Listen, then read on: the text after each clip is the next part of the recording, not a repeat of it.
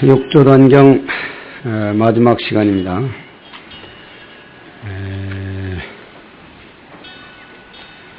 오늘 아침 100쪽까지 했고 101쪽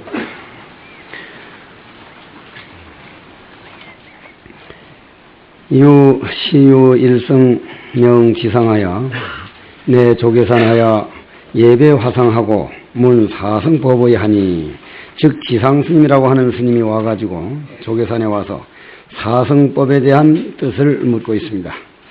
부처님께서는 삼성을 말씀하시고 또 최상성을 말씀하셨습니다.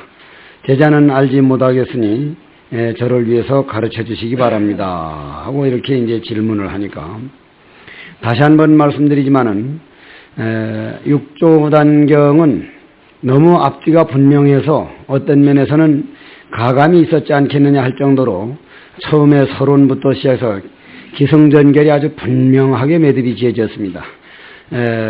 출처를 말씀을 하고 법문을 쭉 해놓고는 그 다음부터는 이제 질문 시간을 줘가지고 이제 법달 스님이 묻고 난 다음에 지금 다시 이제 지상 스님이 묻는 차례입니다.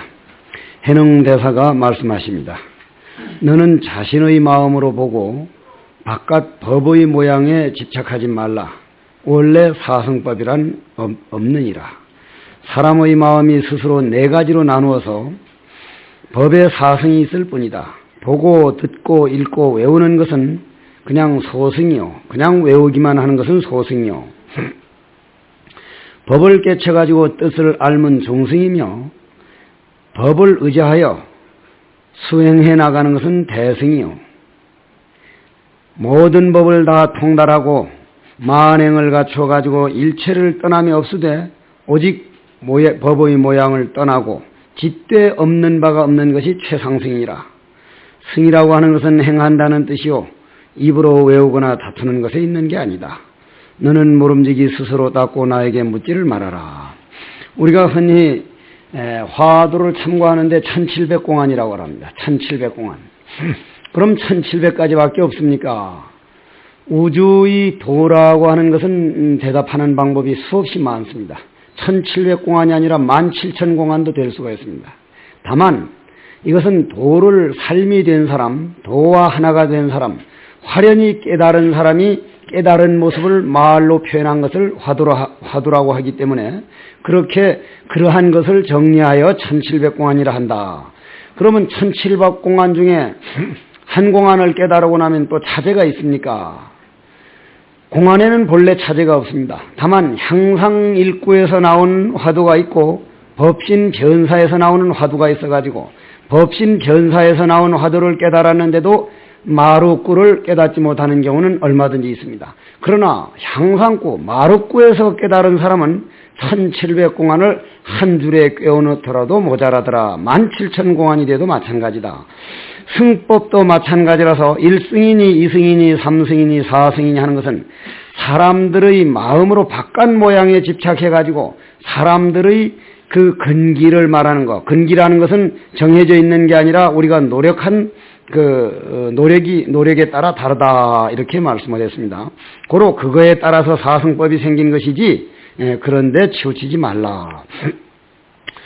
또 한 스님이 여기에 그 유명한 그 신회라고 하는 분이 나타나기 시작합니다.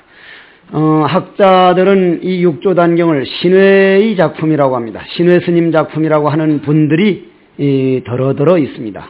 그럼 여기서 우리가 신회 스님에 대해서 잠깐 듣고 나서 왜 이 육조단경을 신회 스님이 지은 것 아니냐, 이런 말들이 나오는가를 한번 짚고 넘어가도록 그렇게 하겠습니다. 또 한 스님이 있었는데 우요일승명 신회하니 남양지이냐라. 남양이냐라. 한 스님이 있었는데 이름을 신회라고 하였으며 당시 남양 사람이다. 조계산에 와서 예배하고 물었다. 스님은 좌선하면서 보십니까? 보지 않으십니까?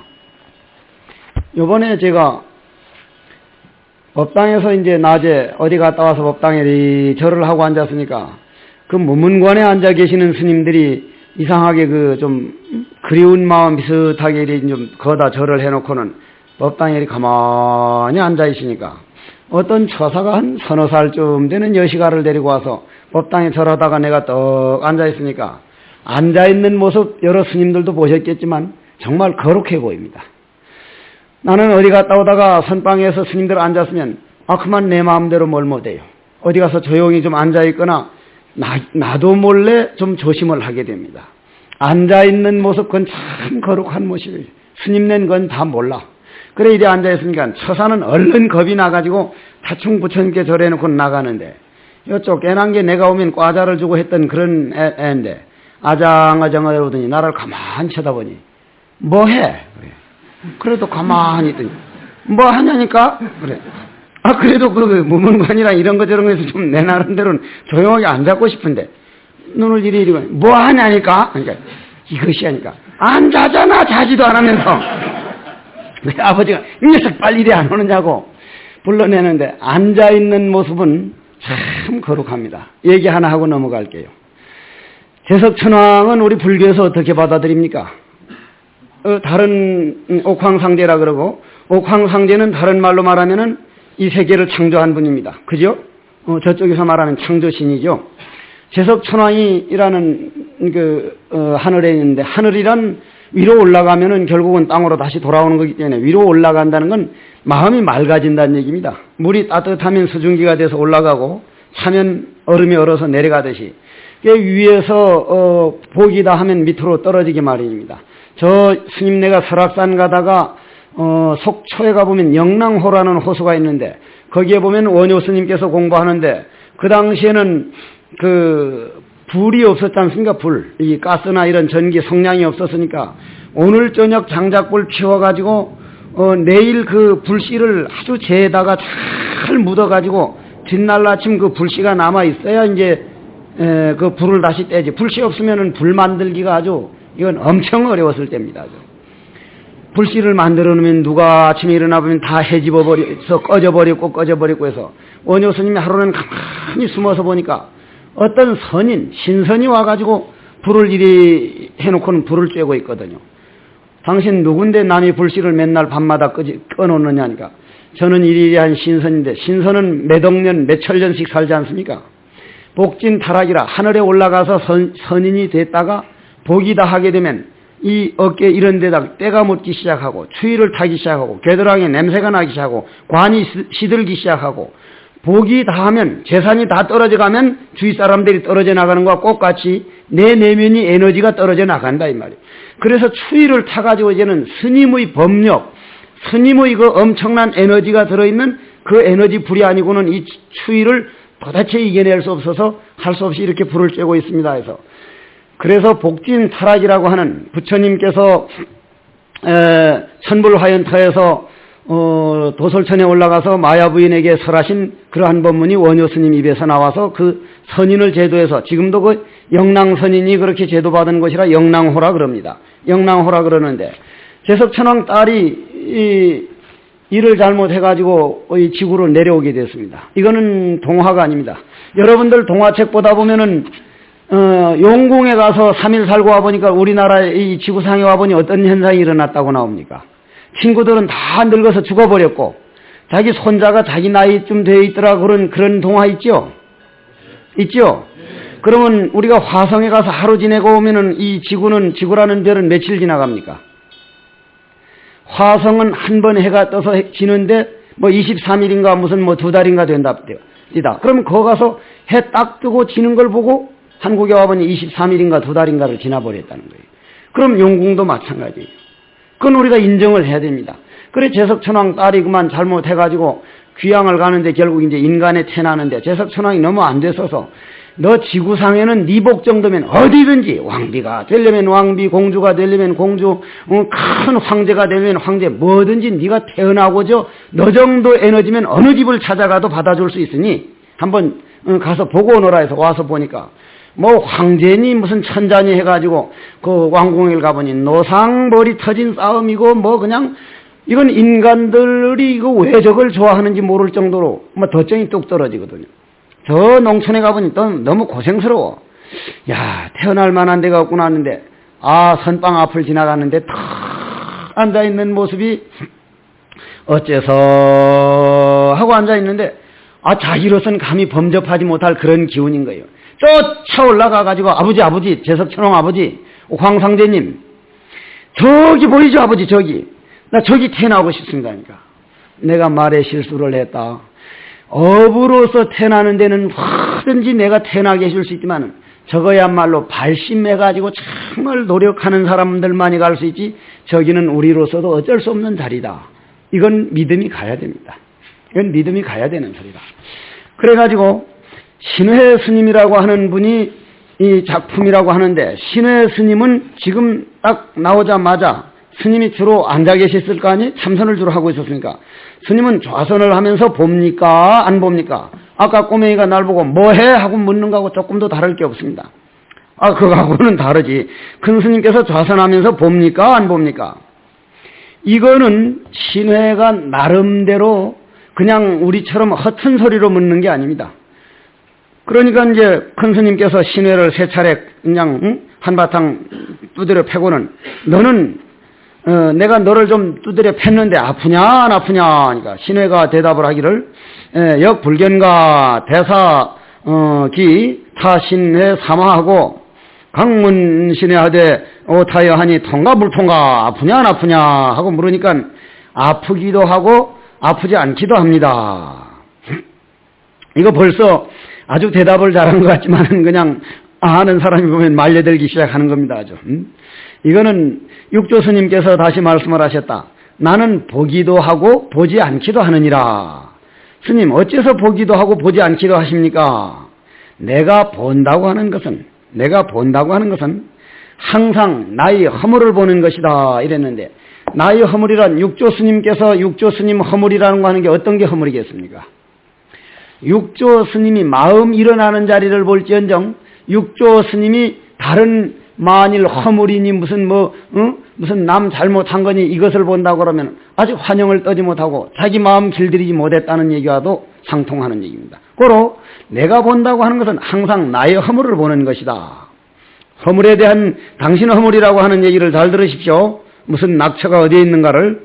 그러므로 본다고 말한다. 보지 않는다고 하는 것은 하늘이든 땅이든 사람이든 모든 허물과 무슨 거기에 일어나는 형상을 보지 않는다. 왜냐? 꿈속에서 떡을 실컷 먹고 아침에 일어나 보니까 아무것도 없었다 이 말이야 아침에. 그럼 그걸 있다고 해야 할 겁니까? 없다고 해야 될 겁니까? 자, 여기에서 꿈에 대한 얘기를 반드시 한번 넘어갑니다. 전강조실 스님께서 꿈을 꿨다 그러면 빌어먹을 놈들 지랄을 해. 지금 살아있으면서 꿈꾸는 것도 억울한데 꿈속에서 또 꿈 꿨다고 꿈을 말이야? 그러는데 숙종대왕 당시에 숙종이라고 하는 대왕은 임금은 장희빈인가 하는 여인을 만나기 전엔 정말 정치를 잘했다고 합니다. 아주 정치를 잘했다고 하는데 그 양반이 하루는 떡하니 이제 이 암행어사 비슷한 사람을 내려보내가지고 이제 혹세무민한 사람이 있으면 잡아오너라 했는데 꿈 해몽을 워낙 잘한다 그래가지고 사람들이 줄을 서가지고 꿈 해몽해달라고 하도 그냥 문전성쇠를 이루니까 이제 그렇게 말하니 그놈을 가서 잡아오너라. 무슨 꿈이 맞는단 말이냐 해서 떡 잡아다가 네가 꿈 해몽을 잘한다니까 내가 한번 물어보지. 내가 어제 저녁 꿈에 저 기와장 위에 기와 하나가 뚝 떨어지면서 파랑새가 돼서 날아가는데 그게 무슨 꿈이냐 하니까 상감마마 후궁에서 궁녀가 싸우다가 한 사람 죽을 꿈입니다 하니까 저놈을 가서 하옥시켜라. 나는 꿈을 안 꾸고 꾸며내서 한 말이다. 어제 저녁 난 꿈을 안 꿨다. 꾸며내서 했는데 어찌 그런 엉터리 같은 그런 꿈 해몽을 하느냐 하니까 상감마마 감옥에 가는 건 좋지만은 한번 후궁에 잠깐 알아보고 좀 하옥을 시켜주십시오니까 조금 있으니까 궁녀들이 싸우다가 하나 죽었다는 거예요. 아니 꾸지도 않은 꿈이 어떻게 맞았단 말이냐 하니까 꿈이란 우리 잠재의식에서 한 생각 일어난 걸 꿈이라고 하는데 아까 상감마마가 꾸며내는 생각 그게 바로 꿈입니다. 우린 한 생각 일어나면 한 세상이 벌어집니다. 한 생각 일어나면 나비 효과라는 게 있죠. 여기서 나비가 펄럭이는데 태평양에선 태풍이 된다는, 여기서 꽃 한 송이 꽃이 피면 우주법계가 움직인다는, 그거는 사실을 인정해야 됩니다. 한 생각 일어나는 것이 엄청난 나비 효과가 있다면 한 생각 어째서 하는 그 효과는 과연 어떻게 하겠느냐 이런 말씀이에요. 그래가지고 내가 본다고 하는 것은 항상 나의 허물을 보는 것이요 보지 않는다고 하는 것은 하늘과 땅과 사람이 모든 모양을 보지 않는 것이다. 그러한 까닭에 보기도 하고 보지 않기도 하지만은 네가 아프기도 하고 아프지 않기도 한다 했는데 어떤 것이냐? 바로 일러라. 그러니까 신해가 대답하였다. 만약 아프지 않다고 하면 저 무정물 나무나 돌멩이와 같고 아프다고 하면 이건 범부와 꽃 같으니 이내 원화를 일으킬 겁니다. 하니까 신해 너희놈 바로 들어라. 앞에서 내가 본다고 한 것과 보지 않는다고 한 것은 양변을 떠난 허물을 본다는 것을 여기서 한번 맞춰보십시오. 양변을 떠남이요. 아니 보지 않는다는 것은 양변이요. 아프고 아프지 않으면 생멸이니라. 당신이 보기도 하고 보지 않는다고 하는 것은 쌍차 쌍조를 말하는 건데 네가 아프고 아프지 않는다는 건 생멸심에서 하는 소리다. 너는 자성을 보지도 못하고 감히 와가지고 법을 희롱하려 드느냐?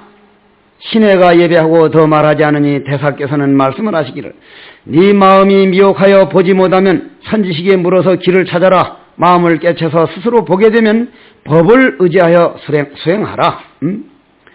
네가 스스로 미혹하여 자기 마음을 보지 못하면서 도리어 해능이 보고 보지 않는 그런 말을 물어서 되겠느냐? 내가 보는 것은 내 스스로 아는 것이라.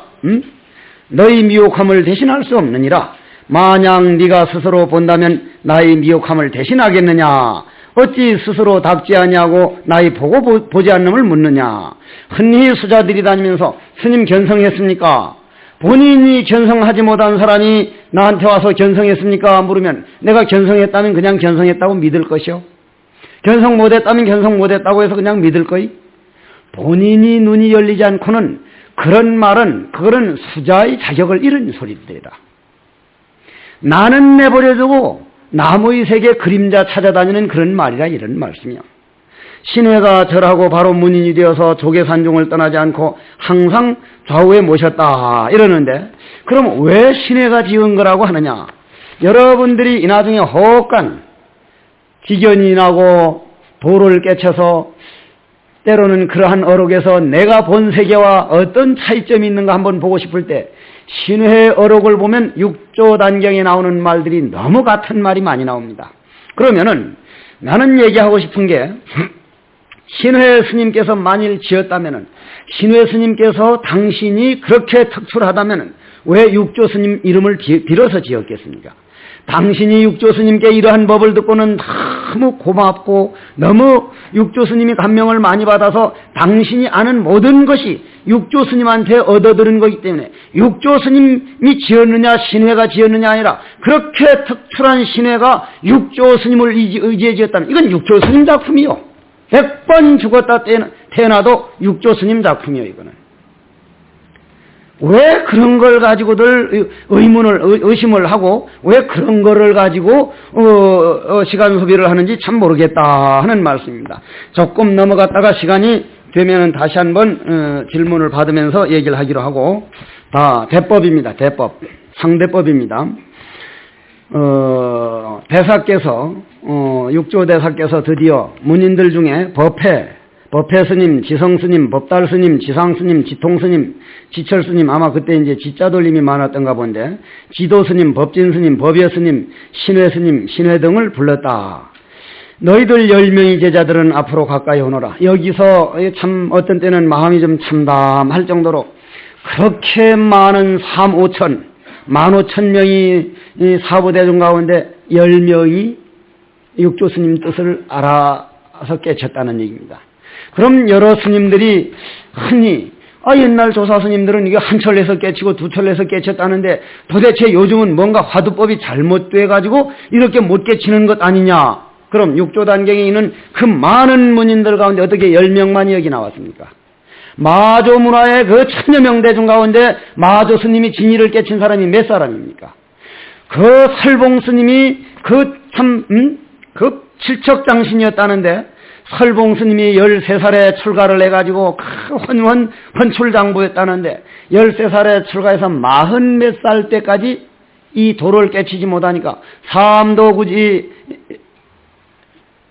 3번 무슨 어느 스님을 찾아가고 9번 인가 7번을 양계 동산 양계 스님을 찾아갔는데도 결국은 개합하지 못해서 이 도를 깨치질 못하니까 위수광물을 건너면서 죽어버리자. 금생에 차라리 죽어가지고 다음 생에 태나 사더라도 죽어버리려고 하는데 뱃사공이 등짝을 몽둥이로 딱 갈기면서 죽일 거는 안 죽이고 엉뚱한 걸 죽이려고 그래. 이런 썩은 놈 자식이냐고. 그 동산 양계 스님 문화에서 도를 깨쳐가지고 뱃사공하는 그 참 멋있는 일 아닙니까? 우리나라에도 재선 스님이라고 하는 스님께서 무문관에서 한 소식 해가지고 어디서 뱃사공 한다는 얘기를 듣고 찾아가 보니까 저는 찾지는 못했습니다만은 그 스님 말씀도 들어보면 참 아마 우리나라 당대 지금 그 스님을 모셨던 스님들 말씀 들어보면 우리 내가 태어난 당대에는 잠 하나 49일 동안 딱 앉아도 눈 까딱 안 하는 스님은 그 스님이었답니다. 그 스님이 잠 이겨낸 얘기를 한번 들어보면 처절합니다. 처절해. 잠을 이겨낸 분이 그분이었다고 그래요. 잠 이겨낸 얘기 들어보면 아주 처절하지 아주. 그런데 결국 잠을 이겨내가지고 그렇게 무문관에 천축사 무문관에 나는 그때 천축사 무문관에서 연령기단으로 들어가지도 못한 사람이지만은 그 들어가가지고 전강조실 스님이 한 소식 일러라 할 때 그 어른만 바로 일렀다고 하는 얘기를 나는 말로 들었습니다. 그래서 그 설봉 스님께서 그냥 몽둥이를 한 방 얻어맞고 나서는 정말 내 몸뚱이 죽여서 어떡하겠다는 죽어버리려고 하는 이 마음만 죽이면 될 텐데 하고 그래도 또 이놈의 동체가 당최 깨달아지질 않으니까 하루는 암두 스님하고 사형님들 차례죠 아마 사형님인가 사제되는 분을 두 분이 이제 길을 가다가 눈이 푹 쌓이니까 결국 더 이상 걷지 못하고 어디 빈집을 찾아가서 자는데 암두 스님은 눕자마자 드르렁 코를 고는데 여러 스님들이 앞으로 선방 생활하다 보면 이 코 고는 게 문제라. 내가 수덕사 정회사에서 사는데 한 스님이 코를 톡 고니까 옆에 있는 스님이 너무 잠을 못 자니까 그 사람이 좀 신경이 날카로운 사람이야. 누구라고는 안 하겠는데 하도 코를 골아가니까 치약 2개를 준비했다가 한 대 콱 짜넣어버렸거든. 코에다가. 콧구멍에 물 들어가면 아픕니까? 안 아픕니까? 얼마나 치약 들어가면 아픈가. 오늘 집에 이 시간 끝나가려면 치약 짜 넣어보십시오. 나는 안 짜 넣어봤는데 반 죽는 모양이지. 아주 반 죽는 모양이야. 밤중에 죽는 소리가 나가지고 일어나 보니까 코에서 하얀 피가 나. 이 자돈성사가 목을 자르니까 심피가 났다더니 저는 내 몰래 엄청난 공부를 했던 걸 몰랐던가. 심피가 아니라 치약이라. 퉁퉁 부어오르는데 그거 무서운 것들하니까. 병원에 데려가니까 내 평생 의사 생활하는데 콧구멍에 치약 짜놓고 온 사람 처음 봤다 그러는데 이 코를 고는 사람들 때문에 문제가 되는데 암두 스님이 코를 드렁드렁 골면서 자다가 일어나가지고는 설봉 스님 왜 안 자요? 하니까 스님은 누가 자는 거를 알고 마음 놓고 자지만 자면서도 내가 누구인지를 모르고 인생 7, 80년이라지만 20년, 25년까지는 어머니, 아버지 밑에서 무슨 어떤 삶을 사는지 모른 채로 그냥 지나왔고 3, 40년 지나가지고 중된 다음도 자는 시간 빼고 그냥 노는 시간 빼버리고 정말 내가 화두에 바친 인생 따지면 몇 년 못 되는데 어떻게 마음 놓고 자겠습니까? 나는 자는 시간 아까워서 못 자겠습니까? 못 자겠습니다. 그래요? 그럼 스님은 그럼 앉아 정진하세요. 나는 자야겠구만. 이래 자다가 일부러 목침을 삐거덕하면서 우당탕 떨어지는데 화련히 깨닫고는 땅을 치면서 울기 시작하더랍니다. 세상에 내가 남의 걸 얻어오는 것도 아니고 무슨 빌려오는 것도 아니고 역력하게 나를 이건 안 볼래야 안 볼 수 없는 걸 어떻게 이렇게 죽어버리려고 할 정도까지 몰랐는지 엉엉 울더라는 거예요. 그렇게. 그러더니 3일 지나니까 당실 춤을 추면서 라라리라라 하면서 그렇게 춤을 추면서 돌아다니더라는 거예요. 그 광기가 가라앉으니까 내 늦게 이 도를 깨달아서 이제는 공양주를 하리라고는 어디로 갑니까? 덕산 조실스님 문화에 들어갑니다. 거기서 공양주를 하면서 생긴 공안이 뭐죠? 덕산 탁발입니다. 덕산 탁발. 제가 태백산에서 한 소식 갔다고 쫓아나와가지고 경봉스님을 찾아가니까 성철스님, 고산스님 지나서 경봉스님 찾아가니까 묻자 소식 일러라 해서 이러니까 네 손 내놔봐! 손 딱 내놓으니까 탁 때리면서 이 소리가 네 손에서 났느냐 내 손에서 났느냐 얼른 대답하니까 그 소리 어디 갔느냐 그 소리가 몇 끈이냐 해서 대답하니까 맥살을 잡더니 덕산 닭발이 도리를 일러라 하는데 콱 맥히대. 여사함이 그 마사도리를 일러라 하는데 콱 맥히대. 전혀 모르겠어. 덕산 닭발에 대해서는 여러분들이 한번 들어보시면 알 거고, 덕산 닭발이라는 화두를 말하는 겁니다. 그렇게 그 당시에 그렇게 애쓴 사람들도 그러한 과정을 거쳐서 깨쳤는데 조사 어록으로 나올 땐 툭툭 깨치는 대목만 말했기 때문에 아주 쉬운 것처럼 생각하는데 정말 피눈물 나는 노력들을 하신 분들입니다. 나도 애쓴 걸로만 말한다면 내 누구한테 애쓴 거 가지고 별로 뒤지고 싶지 않습니다. 생식도 할 만큼 해봤고 장자부라도 2년 7개월을 해봤고 오불식도 7년을 해봤고 별별 짓을 다 해서 애쓴 것만 가지고는 나도 상당히 애써봤는데 그 당시에는 아무것도 없는 줄 알지만 애쓴 만큼 건 분명히 되는 겁니다. 그래서 옛날 스님들이 그런 애쓴 과정들은 우리는 생략간체 나오는 어록을 모르고 그런 과정은 생략한 줄은 모르고 그냥 뭐 혹3일 혹5일 혹7일 아니 중생이 부처가 되는 공부요. 이건 한 번 깨달으면 영겁을 내 것으로 만든 건데 어떻게 그렇게 쉽게 계산들을 하려고 하느냐 이 말이에요. 그리고 어떻게 그렇게 모든 것을 편리 위주로 생각하느냐 이 말이에요.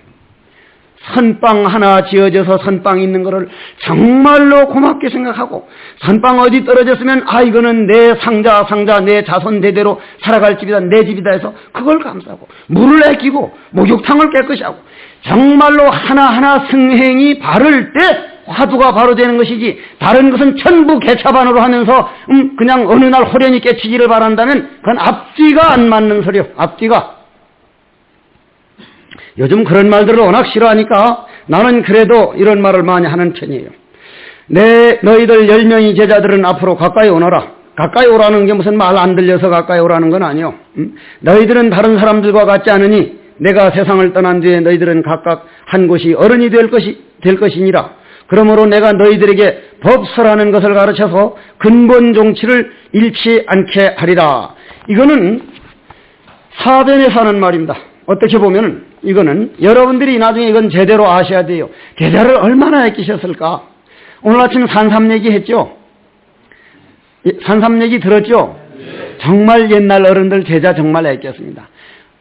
제가 저희들이 잘못했기 때문에 우에 우때 선지식들을 실망을 시켜가지고 고작 와가지고 하는 거 보면 허들의 장난이나 법 가지고 장난이나 하려고 딱 들어오는 거 보면 그냥 압니다. 그냥 알아요.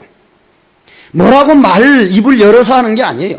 요번에 어떤 수자가 와서 유망불 이전 소식은 묻지 않겠거니와 유망불 이후 소식은 어찌합니까 하길래 아이고 장하십니다. 저는 그런 건 모릅니다. 아이고 그냥 가보십시오. 객비를 좀 주시어가지고 그래서 다포화치골 딱 그래서 다포화치골이 뭐예요? 골치 아프다. 그러니까 무슨 법거래 하는 줄 알고 산은 어쩌고 해. 다포화치골은 골치 아프다란 뜻이요. 그 모양이라 그 모양. 유망불 이전이든 유망불 이후든 유망불이 뭐요? 유망불이나 알고 죽거리라고들 그래. 자 10명을 데려다가 삼과의 법문을 듣고 동용 36대를 들어서 나오고 들어가며 곧 양변을 여의도록 하여라. 나는 사실상 이러한 얘기는 이게 참 육조 스님께서 제자들을 참 아끼기는 아꼈구나 하면서도 모든 법을 설하되 성품과 모양을 떠나지 말라. 모든 법을 설하되 제가 이런 강의를 하면서도 가끔 잊어버리는 게 말 나오는 자리를 늘 놓치지 않고 정말 애써 살아보자. 중로로 참 아름답습니다. 한평생 학문은 하다가 한개 붙이면 그만인데 이건 하루 하면 한 만큼 이틀 하면 한 만큼 말 나오는 자리를 관하는 재미라는 거는요. 참선법 해보소. 동용 36대를 들어서 모든 법을 설하되 성품과 모양을 떠나지 말라. 모양을 떠나라 그랬거든. 모양을 떠나라 그랬잖아요. 지금까지 모양을 떠나지 말라 그랬어. 성품과 모양을 떠나지 말라. 양변을 떠나지 않으면서 양변에 맥히지 말라는 뜻이에요. 이거 만약 사람들이 법을 묻거든 말을 모두 쌍으로 해서 대법을 취하라. 그건 무슨 말입니까? 여기다 이쪽이다 하면 이쪽에 빠지고 이쪽이다 하면 이쪽에 빠지는데 항상 양변을 떠나서 중도를 설하라. 중도를 설하라. 중도라는 건 뭐라는 얘기를 했죠? 중도라는 거는 바로 보라. 능엄경에 나오는 얘기입니다. 능엄경에. 제가 저 순천 송광사에서 한 7개국 외국 스님들이 제일 처음 우리나라에 올 때는 주로 송광사에서 공부를 했어요. 참선을 했어요. 독일 사람들 엄청 이론적으로 따집니다. 이론적으로. 얼마나 통역을 데리고 와서 이론적으로 따지는데 제가 죽기를 쳤는데 하도 이론적으로 따지길래 이 골치 아픈 놈들. 하루는 저녁에 이제 제가 성철 큰 스님께 처음에 혼났던 그거를 고스란히 그냥 써먹었죠. 성철 큰 스님은 무슨 얘기 나도 하도 퐁당퐁당 대답을 잘하니까 몇 건이야 하니까 몇 건인지 지가 어떻게 합니까? 대답을 이 새끼가 아무 데서나 그냥 그래놓고 이 비나 예 비죠 무엇으로 비요? 눈으로 보죠. 그러니까 불 탁 꺼두고 깜깜한데 능엄경에 나오는 말 아니요? 깜깜하니까 안 보이죠 스님 하니까 새끼 그냥 올빼미나 부엉이나 고양이는 왜 깜깜한데 더 잘 비냐? 모르겠네요. 내가 저 외국 스님들 보고 Can you see this? 보이느냐 하니까 Yes, I can see it. 보입니다. By what? 무엇으로 보느냐? 눈으로 본다는 거예요. 불 탁 꺼두고 Can you see this? No, I cannot see. 안 보인다 그래. 눈 어디 갔냐 하니까 이마박에 있다고. 근데 왜 안 비냐 하니까 몰라. 그래. 야, 이 멍청이들아. 여러분들 외국에 가가지고 욕하고 싶으면 한국말로 실컷 하면 속이 시원해집니다. 라진이 씨를 찾아가는데 떡 들어가려니까 에이즈 검역증 증명서를 내놓으라는 거요. 기분이 몹시 나쁠 거 아니야. 내 딴엔 참 잘 살았다고 나름대로 참 애써 살았는데 야, 이 똥물에 튀긴 덴보라 같은 새끼야. 그러니까 화시고 나발떼기고 이 새끼야. 에이즈 검역증 하니까 아무리 욕을 해도 못 알아들으니까 화 터타길래 you very good. thank you. 욕 실컷 해놓고 고맙다는 말 들었으니 귓구멍에 안 받아들여 버리면 되는 거야. 아주 똥물에 튀긴 덴보라라고 그랬든 무슨 물에 튀긴 뭐라 그랬든. 그럼 이것은 중도를 말하는 건데 그래 그 외국 스님들 보고 눈으로 보는 게 아니다. 눈으로 보는 건 한 변이다. 대법에서 한 변이다. 그러면 눈으로 보는 게 아니다 하면 반대쪽 한 변. 그것도 틀린 거예요. 그것도. 그럼 어떤 사람들은 마음으로 봅니다 하면 마음이 어디 있느냐 하면 몸 안에 있습니다 하면 위장이 지금 어떻게 소화되고 대장은 어떻고 안에 있는 간장은 지금 어떤 물이 나오고 있는지 비하니까 안 비는데요? 안에 것도 못 보는 게 어떻게 바깥에 걸 봐? 이건 본인이 모르고는 안 되는 거예요. 공이라 하면 공에 빠지고 눈으로 본다면 색에 빠지고 하기 때문에 그래서 36대법이 나와가지고 당신이 그 제자들을 아끼는 마음에서 하는 소리입니다. 삼과 법문이란 음계입이다. 음이란 뭡니까? 음은 온을 뜻한 거겠죠. 온이요. 개는 18개요. 입은 12이니라. 사실 그 말인 겁니다. 어떤 것을 음이라고 하느냐? 우리가 뭐죠? 색, 성, 향, 미, 촉까지죠. 법은 아니죠. 촉까지죠. 그러면은 색은 눈에 보이는 모양이고 나머지는 전부 다 우리 생각의 세계입니다.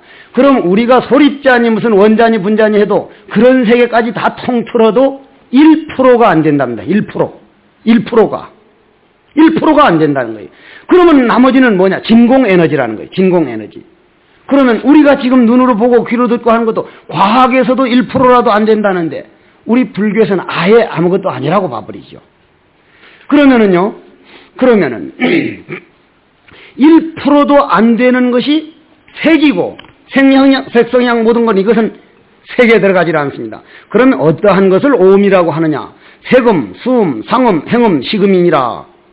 색성향 무척법이 아니고 색수상 행식인데 내가 색성향 미척법이라 했다고 같이 막 따라서 색성향 미척법이라고 하면 어떻게 해요? 그건 육진인데 이건 색수상 행식이 오운이죠. 그럼 어떤 것을 18개라고 하느냐? 육군, 육문이라고도 하고 육군이라고도 하고 육식이니라. 어떤 것을 12입이라고 하느냐? 바깥에 있는 대상이 육진과 내 안에 있는 육군문도 이것을 12입이라고 한다. 그럼 어떤 것을 육진이로 합니까? 색성향 미촉법이다. 이건 다 여러분들 아는 거죠. 어떤 것을 육문이냐? 안입이 설신이다. 자, 그 다음이 문제입니다. 법의 성품이 육식인 안식, 이식, 비식, 설식, 신식, 의식, 육식과 육문과 육진을 일으키고, 그러니까 3, 6은 18, 18개 아닙니까? 그럼 그놈은 다시 어디로 돌아가느냐면 그 마음을 본래 일으켰던 함장식 쪽에 돌아가니까 윤회죠. 그냥 딱 떨어지는 거 아닙니까? 생각을 하면 곧 식이작용하여 육식이 생겨가지고 육문으로 나와서 육진을 본다. 이것이 3, 6은 18이니라. 이건 여러분들이 한번 읽어보면 바로 알 수 있는 거예요. 자성이 삿되기 때문에 18가지 삿됨이 일어나고, 자성이 발음을 포함하면 18가지 발음이 일어나느니라. 발음이라는 건 중도, 즉 대법을 중도를 말하는 겁니다. 악의작용을 지니면 곧 중생이요, 선의작용하면 곧 부처니라. 이거는 조금 있다가 제가 실제 예를 들어가지고 설명을 한번 하겠습니다. 자, 107쪽. 바깥 경계인 무정에 5 대법이 있으니 이것은 눈에 보이는 모양이기 때문에 스님네가 한번 읽으면 바로 알 수 있습니다. 자, 다시 한번 넘어갑니다. 109쪽. 참된과 거짓. 해사선 1200년 8월 3일에 멸도할세 7월 8일에, 즉 8월 3일에 멸도할 것을 당신 스스로 하시고 7월 8일 약 한 달쯤 전에 문인들을 불러 모아가지고 작별을 구하셨다. 너희들은 앞으로 가까이 오너라. 나는 8월달 되면 이 세상을 떠날 것이다. 의심이 있거든 빨리 물어라. 너희들을 위해 가지고 미혹을 깨뜨려 주리라. 그래, 법회 스님을 비롯해서 많은 사람들이 눈물을 흘리는데 신회 스님만이 꼼짝도 안 하니 육조 스님께서 말씀하시기를, 어린 신회가 도리어 대법을 떠났구나. 좋고 나쁜 것을 떠났구나. 평등함을 얻어서 헐뜯고 칭찬함에 움직이지 않는구나. 그렇다면 여러 해 동안 너희들 울고불고 하는 놈들은 과연 무슨 도를 닦았느냐? 이때에 눈물을 흘리는 것이 과연 대법을 몰라가지고 눈물을 흘렸겠느냐? 아니면 신회 스님을 워낙 존경하던 나머지 짓던 사람들이 신회 스님을 찬탄하려고 했느냐 하는 것은 그거는 판단할 몫이 아닙니다. 그냥 어느 것도 괜찮습니다. 어느 것도. 너희들이 슬피 우는 것은 나이 가는 곳을 몰라서이다. 가고 오는 곳을 몰라가지고 그렇다는 거예요. 가도 가는 바가 아니고 와도 오는 바가 아니다. 티벳 스님들 어록에 보면 이런 말이 나옵니다. 내가 태어날 때 나는 목 놓아 울었네. 울지 않은 사람 계시요? 울지 않은 스님. 어떤 분이 울지 않습니까? 태어날 때. 누가 울지를 않아요?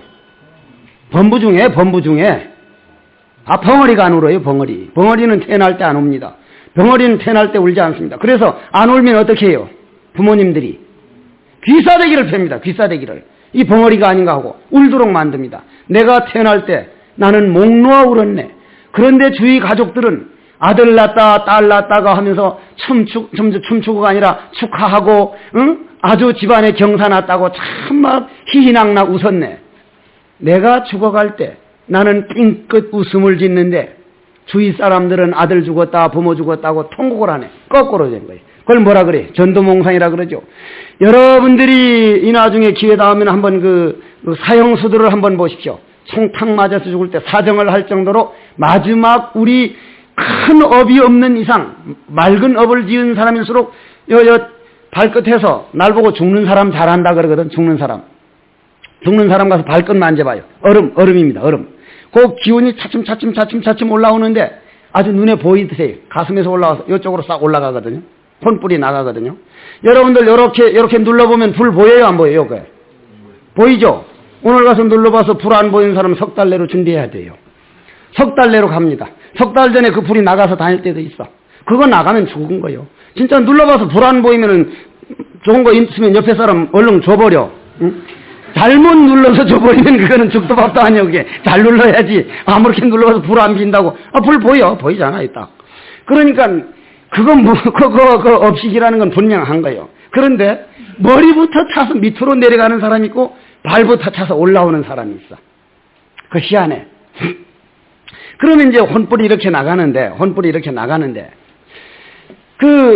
우리 마지막 웬만큼 업인 사람은 이 몸뚱이는 뭐예요? 혼을 가두어 놨던 업식 그 감옥이었거든요. 마지막 탁 벗어날 때 엄청난 오히려 희열을 느낀다고 합니다. 아주 희열을 느낀다. 그럼 내가 이 감옥을 벗어날 때는 나는 빙긋이 웃음을 짓는데 주위 가족들은 목 놓아 운다. 이 참 잘못돼도 한참 잘못된 거죠. 그래서 삶이 아름다워야 한다면 죽음도 또한 아름다워야 된다 하는 건데, 자성의 본체는 남도 없고 없어짐도 없으며 감도 없고 엄도 없느니라. 이거는 뭐 지금까지 늘 했던 얘기 아닙니까? 111종 너희들은 안 꺼라. 내 너희들에게 한 개성을 주느니 진가동정계라고 한다. 진가동정계는 여러분들이 한번 읽어보면 되고, 나중에 자성진불계를 한번 아주 그 결론으로 하신 말씀이니까 자세히 우리가 한번 열어보도록 그렇게 같이 보도록 그렇게 하십시다. 개성을 전한다. 바로 번역한 쪽으로 내려가겠습니다. 113쪽. 대중스님들은 다 듣고 대사의 뜻을 알았으며 다시는 다투지 아니했다. 대중이 일시에 예배하니 곧 대사께서 세상에 오래 머무시지 않을 것임을 알았다. 법회 스님께서 앞으로 나와가지고 큰 스님께서 가사와 법을 마땅히 누구에게 부촉하시겠습니까? 가사와 법을 마땅히 누구에게 부촉하겠습니까? 여기서 한 가지 우리는 짚고 넘어가야 됩니다. 육조 스님 머리가 어디에 있다 그럽니까? 육조 스님 두상이 쌍계사에 있다 그러죠. 그럼 저 중국에 가보면 육조 스님 두상이 있습니까? 없습니까? 있죠? 그건 어떻게 된 거예요, 그게? 그게 어떻게 된 거냐, 이 말이에요. 그리고 어떤 책에는 그 얘기가 분명히 나온다 그럽니다. 동토에서 내 머리를 취하여 갈 거라고.